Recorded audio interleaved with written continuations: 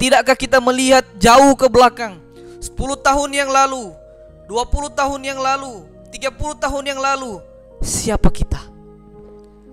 Siapa kita di 30 tahun yang lalu, dan apa kita di tahun 2023 ini? Apakah hidup kita lebih baik ataukah hidup kita justru lebih sengsara?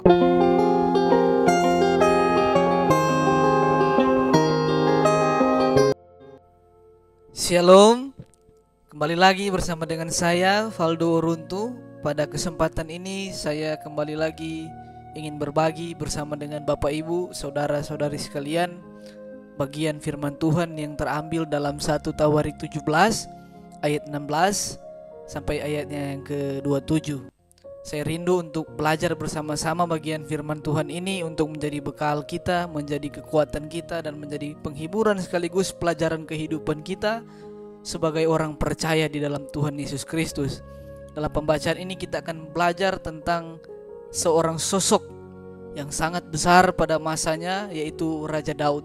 Kita akan belajar bagaimana dia menjadi seorang raja yang baik, tapi juga kita akan belajar bagaimana menjadi seorang ayah, kepala rumah tangga, sebagai suami yang baik di tengah-tengah kehidupan Raja Daud. Dan kita lihat tentang kehidupan kita belajar dari dia, ya. Sebelum kita belajar bagian firman Tuhan ini, mari kita berdoa.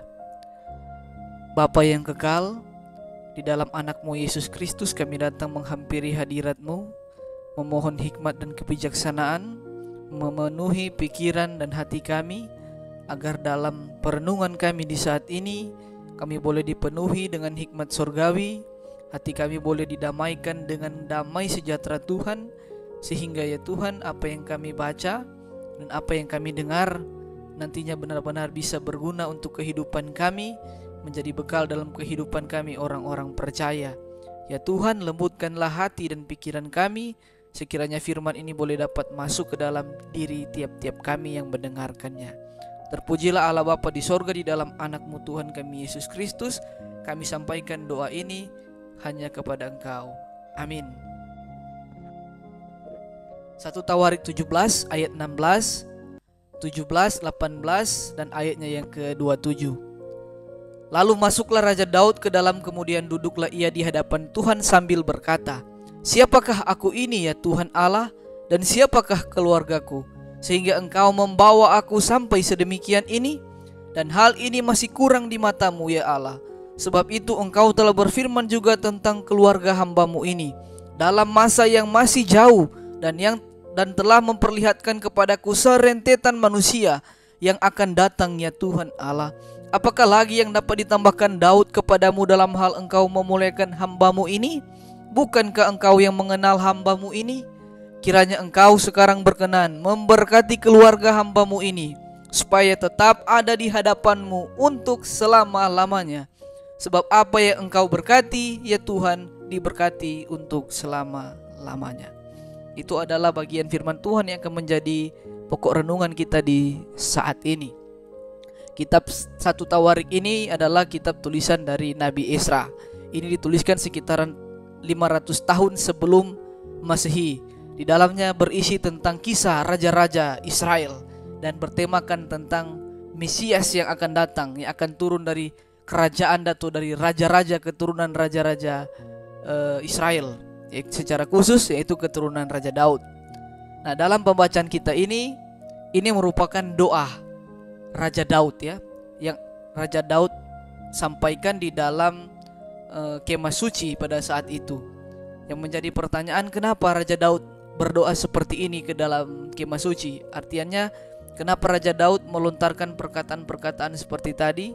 Siapakah aku ini ya Tuhan? Ya, karena Bapak Ibu, saudara-saudara sekalian, Raja Daud pada saat itu dia adalah raja yang sangat kuat, raja yang sangat dihormati, dicintai oleh bangsa Israel, tapi dia juga ditakuti oleh kerajaan-kerajaan yang ada di sekitar orang Israel pada saat itu, ya. Nah, kita ingat cerita bagaimana Daud mengalahkan Goliat. Itu membuktikan bahwa Raja Daud ini diurapi dan dipakai oleh Allah Israel, sehingga Daud ini memiliki segalanya. Dia memiliki cinta rakyatnya, dia memiliki kehormatan, dia memiliki tahtanya di dalam raja, tapi juga dia memiliki harta kekayaan yang sangat melimpah. Dia memiliki istana yang sangat indah.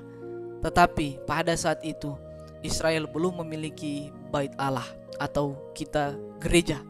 Sehingga Raja Daud berpikir bahwa dia harus membuat bait Allah.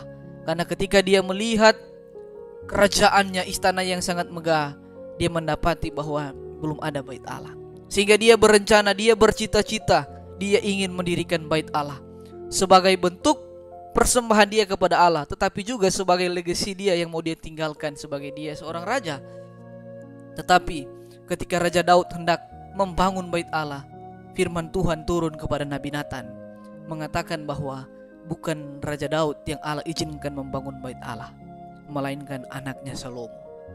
Sehingga Raja Daud masuk ke dalam kemah suci dan Daud berdoa seperti yang kita bacakan tadi. Siapakah aku ini ya Tuhan Allah, dan siapakah keluargaku sehingga Engkau membawa aku sedemikian ini? Apa yang mau dikatakan di sini Bapak Ibu? Ini merupakan respon iman Raja Daud terhadap ketaatannya, terhadap ketetapan Allah yang Allah lakukan di dalam kehidupan dia. Bayangkan dia adalah seorang raja yang sangat perkasa, tapi dengan Allah menetapkan bukan Raja Daud yang akan membangun bait Allah Israel, bait suci Allah di Israel. Daud justru datang bersyukur kepada Allah dan berdoa, siapakah aku ini Tuhan, dan siapakah keluargaku sehingga Engkau membawa aku sampai sedemikian ini? Ketika saya membaca ini, saya teringat bahwa Raja Daud ini hanyalah seorang pengembala domba. Dia bukan keturunan orang kaya, dia bukan keturunan aristokrat, dia bukan keturunan raja-raja. Dia hanya seorang pengembala domba di saat itu. Tapi Tuhan memanggil dia, dan Tuhan memilih Raja Daud untuk menjadi Raja Israel.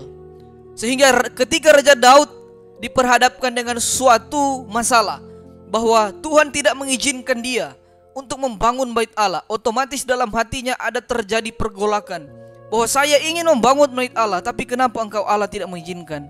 Dan ketika Daud mau memberontak terhadap Allah, dia sadar bahwa sebelum dia menjadi raja, dia bukan siapa-siapa. Dan ketika dia berpikir seperti itu, akhirnya dia menyadari bahwa kehidupan dia saat itu adalah anugerah terbesar yang Allah berikan. Pertanyaannya bagi kita semua, para kepala-kepala rumah tangga, para suami-suami, para ayah-ayah di dalam keluarga, ketika apa yang kita rencanakan, apa yang kita cita-citakan, apa yang kita harapkan di dalam keluarga kita, yang hendak kita mau gapai, dan Tuhan belum mengizinkannya, apakah kita mengeluh dan bersungut-sungut kepada Allah? Tidakkah kita melihat jauh ke belakang, 10 tahun yang lalu, 20 tahun yang lalu, 30 tahun yang lalu, siapa kita? Siapa kita di 30 tahun yang lalu, dan apa kita di tahun 2023 ini? Apakah hidup kita lebih baik, ataukah hidup kita justru lebih sengsara? Lihatlah, renungkanlah bahwa posisi kita saat ini dalam macam-macam pergumulan, dalam tantangan kehidupan, dalam kekurangan kita, masih lebih kurang kita 20, 10 atau 30 tahun yang lalu. Tidakkah Tuhan membuat diri kita lebih baik? Ada terlalu banyak yang kita inginkan, tapi ingat, tidak semua Tuhan izinkan. Bahkan Raja Daud adalah seorang raja, tapi tidak semua yang dia cita-citakan Tuhan izinkan. Kendati cita-cita ini sangat mulia, membangun bait Allah, ternyata kita harus belajar dari Raja Daud, khususnya kita kaum bapak-bapak, suami, ayah di dalam keluarga. Sudahkah kita bersyukur seperti Raja Daud, yang walaupun keinginan tidak diindahkan Allah, dia tetap bersyukur terkait pekerjaan kita, terkait pelayanan kita dalam gereja, pengabdian kita dalam pemerintahan, pekerjaan kita dalam swasta, dalam kesehatan, dan lain sebagainya. Apakah kita kurang bersyukur bahwa sesungguhnya kita bukan siapa-siapa ketika kita melihat kehidupan kita di masa yang lalu? Dan ketika pikiran kita datang untuk memberontak terhadap Allah, tunduklah kepada Allah dan bersyukurlah. Terima kasih Tuhan bahwa Engkau membawa saya sampai sedemikian ini. Itu adalah kebaikan Tuhan. Dan kita sadar perkataan Raja Daud pada ayat 16, siapakah aku ini ya Tuhan, sehingga Engkau membawa aku sampai sedemikian ini. Lihatlah di sekeliling kita semua, para bapak-bapak, apa yang kita miliki, apa yang telah kita persembahkan, apa yang kita karyakan di tengah-tengah kehidupan kita, itu semua berhasil kita lakukan karena Tuhan mengizinkannya dalam hidup kita. Kemudian ketika Raja Daud datang bersyukur kepada Allah, ketika Raja Daud datang berterima kasih kepada Allah, ketika Raja Daud tidak bersungut-sungut kepada Allah, dia datang dengan pengakuan yang sangat indah tadi ya. Dan dia juga datang mensyukuri terhadap garansi yang Allah berikan kepada dia. Apa garansi yang Allah berikan kepada dia? Apa jaminan yang Allah berikan bagi Raja Daud dan keluarganya? Dalam ayat yang ke-17, dan hal ini masih kurang di hadapanmu, ya Allah, sebab itu engkau telah berfirman juga tentang keluarga hambamu ini dalam masa yang masih jauh, dan telah memperlihatkan kepadaku serentetan manusia yang akan datang, ya Tuhan Allah. Tuhan tidak hanya memberkati Raja Daud, Tuhan tidak hanya membuat dia menjadi kuat, Tuhan tidak hanya menantangkan kebijaksanaan, Tuhan tidak hanya memberikan kasih rakyat kepada dia, tetapi Tuhan memberikan garansi yang sama kepada anak-anak dan keturunannya. Sehingga Raja Daud sadar bahwa tidak semua yang dia cita-citakan dia yang berhasil lakukan, dia yang kecapi, tetapi Allah menurunkannya kepada anak-anaknya. Itu pula harus kita sadar ya Bapak Ibu, ternyata tidak semua apa yang kita cita-citakan itu kita yang kecapi, tapi seringkali Tuhan turunkan itu bagi anak-anak kita, sehingga tidak ada alasan kita untuk mengeluh kepada Tuhan. Tetapi pun ketika kita melihat posisi Raja Daud ini juga menggambarkan bahwa dia sadar atas dosa yang dia lakukan dan dia menerima pengampunan. Apa dosa yang Raja Daud lakukan? Dia berzina dengan Batseba, dan dia mengatur skenario yang membuat suami Batseba meninggal dunia dalam peperangan. Apa maksud perkataan saya ini? Saya mau katakan di sini bahwa Raja Daud tidak lebih baik dari kita, kaum bapak-bapak, para suami-suami, ayah-ayah dalam keluarga. Bahkan Raja Daud pernah membuat dosa yang sangat ekstrim, berzina dengan istri orang lain, tapi Allah mengampuninya. Jadi tandanya di sini apa? Tidak ada alasan kita untuk tidak bertobat, tidak ada alasan kita untuk tidak mencari Tuhan, dan tidak ada alasan untuk kita tidak datang bersyukur kepada Tuhan. Tuhan tidak melihat seberapa besar dosa bapak-bapak sekalian, tapi Tuhan melihat sampai di mana hati kita ingin bertumbuh dan bertobat dan mencari Tuhan dan memperbaiki keluarga kita. Ini tandanya bahwa setiap manusia yang masih ada di kolong langit ini masih bisa jatuh dalam dosa. Tetapi halnya Raja Daud yang jatuh dalam persinahan, tapi dia kembali mencari Tuhan dan berdoa bagi keluarganya, sehingga berkat itu turun. Tetapi terlalu banyak kita para kaum bapak-bapak ketika membuat kesalahan, kita malah menjauh dari Tuhan, kita malah meninggalkan keluarga kita, dan kita tidak mau berubah. Sehingga yang datang kepada kita bukanlah berkat, tetapi hal-hal yang membuat kita sendiri tersiksa di dalam diri kita. Manusia membenci orang berdosa, tetapi manusia mengasihi dosa. Semua orang membenci dosa, tetapi dalam keseharian kita melakukan dosa. Sekali lagi saya mau katakan di sini bahwa tidak ada satu orang lebih baik dari orang yang lain. Maka dari itu tidak ada alasan kita sebagai kepala-kepala rumah tangga untuk tidak datang mencari Tuhan, untuk tidak membawakan doa kita kepada Tuhan. Kita belajar dari Raja Daud ini, bagaimana dia pertama menyadari dirinya dan tidak bersungut-sungut kepada Allah atas segala kebaikan yang Tuhan berikan kepadanya. Yang dulunya dia bukan siapa-siapa, tapi sekarang dia sudah menjadi raja. Dan kedua, dia berterima kasih untuk garansi yang Tuhan berikan kepadanya, walaupun bukan dia yang menerimanya, anaknya Tuhan janjikan menerimanya. Dan kita belajar yang ketiga, walaupun Raja Daud sudah menerima garansi dari Allah, Allah sudah menetapkan Raja Daud untuk menjadi raja, dan Allah juga sudah menetapkan Salomo menjadi raja.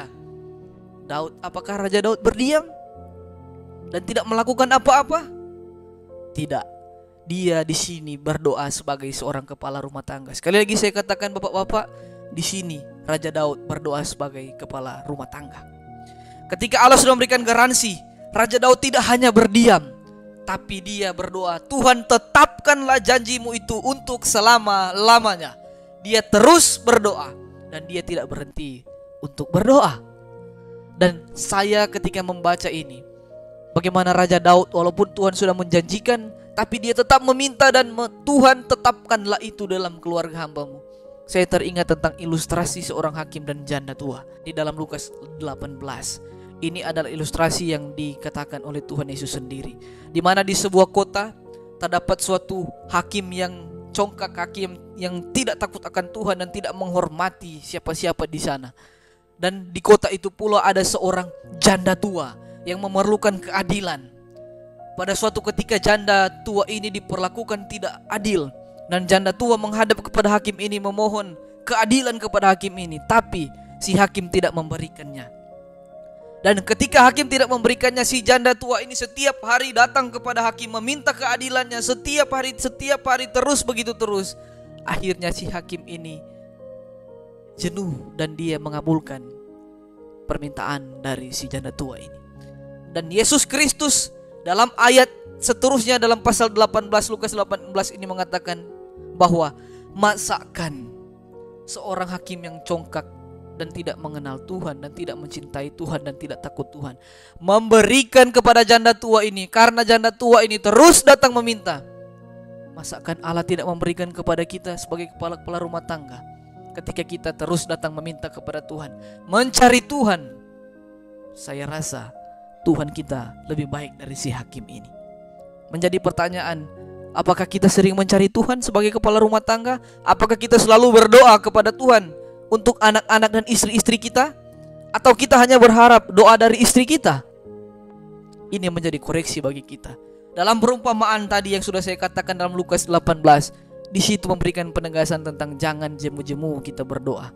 Kita sebagai kepala rumah tangga harus terus berdoa kepada Tuhan. Bukan hanya berdoa untuk kita, tapi untuk istri dan anak-anak kita. Menjadi kesimpulan di dalam berita firman kali ini bahwa ternyata para bapak-bapak, suami-suami semua, tidak semua apa yang kita cita-citakan, tidak semua apa yang kita harapkan, tidak semua apa yang kita rencanakan kita yang kecapi. Tidak semua keringat kita, tidak semua pelayanan kita, tidak semua pengabdian kita kepada Allah kita yang rasakan. Tetapi sebagaimana berkat dari Musa turun kepada Yosua, sebagaimana berkat dari Daud turun kepada Salomo, halnya terjadi bagi kita. Berkat kita turun kepada anak-anak dan cucu-cucu kita. Tetaplah kita berdoa, tetaplah kita mengabdi kepada Tuhan, tetaplah kita melayani Tuhan, agar apa yang kita impi-impikan, apa yang kita cita-citakan dan tidak kita rasakan, Tuhan berjanji Tuhan akan berikan dan teruskan dan akan dirasakan oleh anak-anak dan cucu-cucu kita. Jadilah ayah-ayah, jadilah suami-suami, menjadi kepala keluarga seperti Raja Daud yang melakukan kebenaran di dalam Tuhan, di mana dia pernah jatuh tapi dia bangkit dan dia terus berdoa kepada Tuhan untuk keluarga dan anak-anaknya. Jangan menjadi suami yang sudah jatuh dan tidak mau keluar dalam kejatuhan itu dan malah menjauhi Tuhan dan menjauhi keluarganya. Kita belajar banyak dari Raja Daud ini. Tuhan Yesus memberkati kita semua, keluarga Bapak Ibu semua, anak-anak Bapak Ibu semua. Kiranya Tuhan Yesus mencintai selalu dan Tuhan Yesus berkati selalu. Shalom.